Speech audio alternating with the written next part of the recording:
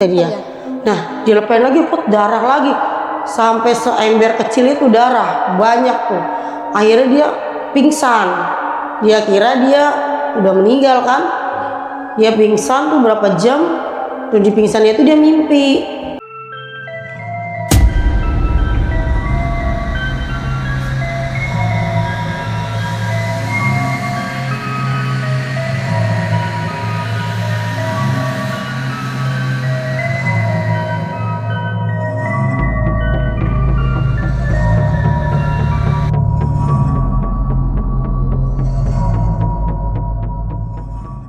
Assalamualaikum warahmatullahi wabarakatuh.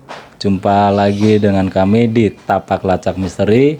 Kali ini kami kedatangan narasumber, seorang ibu yang bernama Ibu Lina. Mungkin kita langsung saja ke orangnya. Bu Lina, bisa diceritakan tentang pengalaman misterinya? Waalaikumsalam. Pada waktu itu suami saya kan ada temennya minta tolong, bang tolong dong kerokin saya. Kata suami saya, dia nggak bisa, saya nggak bisa ngerokin pak, saya bisanya ngurut. Ya ini badan saya berat sekali kata dia, leher saya kok berat. Nah pas diurut, wah ini bapak pakai kalung katanya. Kalung ini dari mana pak? Oh ini dari guru saya katanya, ini katanya buat penangkal. Oh kalung ini ada isinya pak, ini yang bikin berat kepala bapak. Nah terus ini harusnya pak kalungnya dipulangi, dibuka, kasih ke orangnya. Nah dikasihlah ke orangnya kalung itu. Akhirnya orangnya juga marah sih, cuman diambil juga. Nah akhirnya dia kena ke istrinya, istrinya kesurupan. Nah suami saya tuh dipanggil lah sama temennya ke rumahnya. Pas dipanggil suruh ngobatin istrinya. Nah ini iya emang ini dasarnya dari kalungnya, orangnya marah. Nah akhirnya diobatin juga kan istrinya, suaminya juga diobatin. Di leher suaminya itu ada kayak jarum, ada 7 jarum lah. Nah kata suami saya, ini pak ngobatinnya pakai rumput Fatimah. Nah kata dia, iya saya punya rumput Fatimah, tapi di mana ya saya simpen. Terus kata suami saya, ada pak di plafon atas rumah bapak. Kok bapak tahu? Iya kata dia. Akhirnya dicari, bener ada di plafon. Nah udah tuh disuruh rendam kan, direndam, dicepretin di leher, keluar tuh jarum, ada 7. Nah baru dia tuh di situ mendingan, baru dia agak percaya sama suami saya kan. Jadi sih sering berobat juga. Oh jadi suaminya Ibu Lina ini sebagai dari seorang spiritual yang suka menolong orang sedang sakit atau kena santet ya? Ya enggak juga sih, dia kayak orang ya nolong aja gitu ya, cuman karena dia bisa juga sih ngelihat sedikit-sedikit. Nah akhirnya pas udah itu diobatin tuh, alhamdulillah dia mending, katanya badannya enteng tuh, kerja lagi. Emang di situ dia ada persaingan kerja sih katanya, kata suami sama, cuman kan dia nggak tahu kan temannya itu ada yang inilah gitu, namanya persaingan kerja di kantor. Nah itu selama itu dia percaya. Nah waktu malam suami saya tuh, Itu di tahun berapa ya? tahun berapa? 2001 kalau nggak salah deh. Nah suami saya waktu malam itu dia sakit tuh, batuk keluar darah, dia keluar darah kata dia. Nah dilepen lagi, put, darah lagi. Sampai seember kecil itu darah, banyak tuh. Akhirnya dia pingsan. Dia kira dia udah meninggal kan. Dia pingsan tuh berapa jam. Tuh di pingsannya itu dia mimpi. Nih mimpi katanya di jalan yang jalannya kecil, tajam. Di bawahnya itu kayak jurang gitu. Jadi dia tuh ngeri. Nah dia jalan di situ.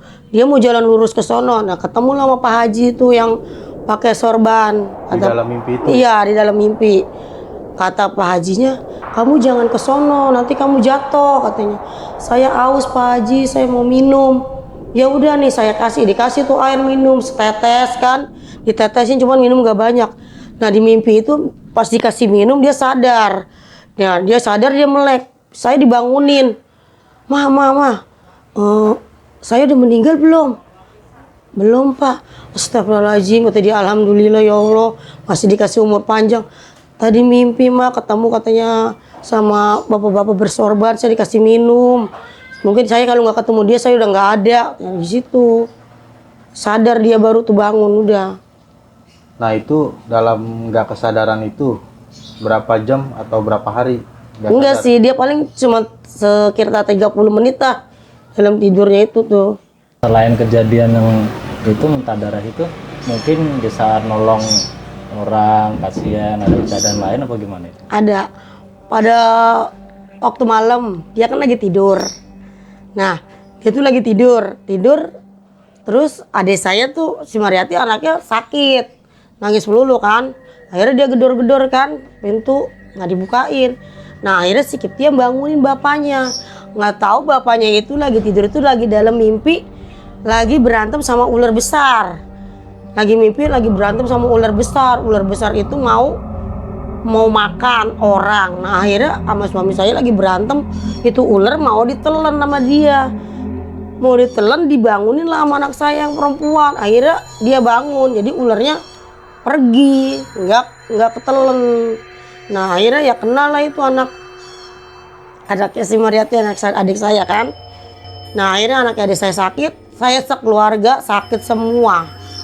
Pada sakit semua itu gara-gara ularnya itu lepas. Nah akhirnya saya minta tolong lah sama adik saya yang namanya Lima itu.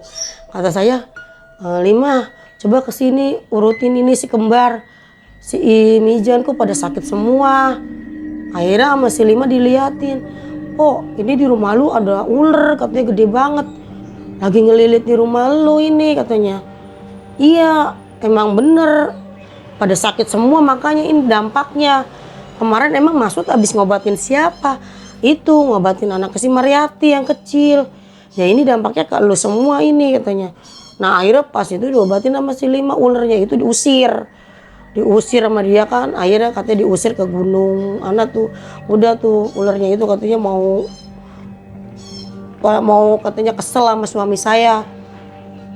Gua kesel katanya sama lakinya dia, musik gua melulu katanya gitu. Biarin aja gua kerja sakit nih anaknya pada, kata dia gitu kan. Nah langsung dia itu nama si Lima tuh ularnya kan dibuang ke Gunung Rapi. Tuh udah gua buang katanya. Itu semenjak itu langsung nggak lama pada sakit semua. Nah anak saya yang pertama tuh meninggal kan. Itu meninggalnya itu sakit dulu apa gimana itu Ibu? Ya emang sekeluarga lagi pada sakit semua, pada batuk, pilek semua kan. Ya itu dampaknya ular itu marah. Katanya marah sama suami saya, katanya, nih dia nih ngusik gua aja katanya gitu. Nah akhirnya ya itu sakit semua. Terus pas nggak lama ya itu satu lah ngalah yang gede itu. Memang sebelum anak ibu yang pertama meninggal itu nggak ada firasat apa-apa gitu. Nggak ada firasat apa-apa.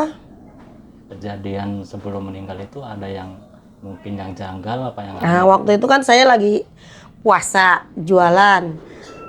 Saya lagi bikin risol. Adenya itu yang kembar nangis terus, nggak boleh saya bikin risol kan. Mama jangan jualan, jangan bikin risol katanya. Mama jangan jualan, jangan bikin risol. Itu kompor setiap saya nyalain dimatiin. Nah nggak lama kemudian itu ada kayak anak kecil berkelebat di dapur. Datang, saya kaget, hah kayak ada bayangan anak kecil. Saya tengokin nggak ada, si kembar nggak ada. Akhirnya saya lanjutin lagi bikin risol kan. Datang lagi si Iqmal kembar, Mama masih bikin risol aja, tumpahin aja. Akhirnya ditumpahin adonan. Nah itu pas saya mau nyuapin anak saya yang gede udah nggak ada. Oke, bagi kalian yang punya sedikit cerita mistik dan horor bisa diceritakan kepada kami, bisa DM ke Instagram, TikTok, dan tulis di komentar biar kami akan respon dengan baik. Terima kasih.